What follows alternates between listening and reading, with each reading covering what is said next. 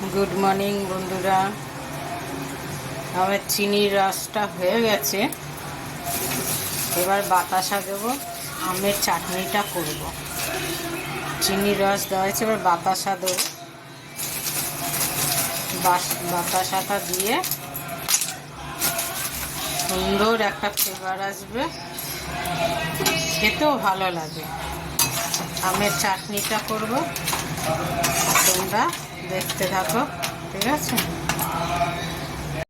দেখুন বাতাসার এটা হয়ে গেছে, বাতাসা চিনি দিয়ে এবার আমটাকে দিয়ে দেবো।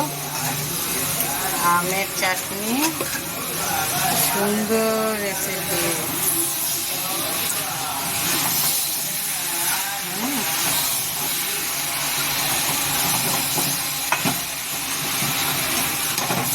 ভালো করেই হোক,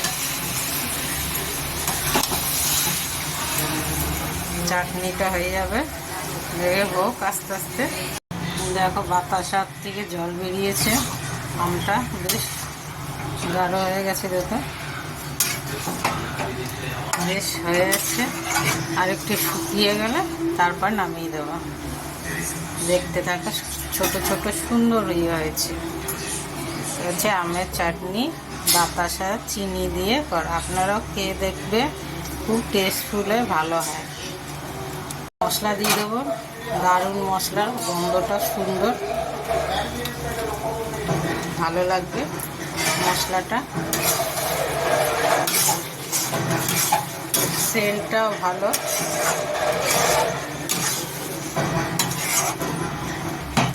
তো হয়ে গেছে, দেখো আমার চাটনি হয়ে গেছে, আমের চাটনি বাতাসা দিয়ে একদম কত সুন্দর লাগছে। এটা গুড়েরও এতটা টেস্ট হয় না যতটা বাতাসার টেস্ট হয়। আপনারা করে খেতে পারবেন বানিয়ে। আমার হয়ে গেছে, আমি নামিয়ে দেবো।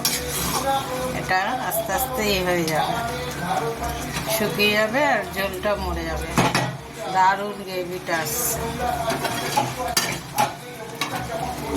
আর ভালো লাগলে লাইক কমেন্ট করতে ভুলো না।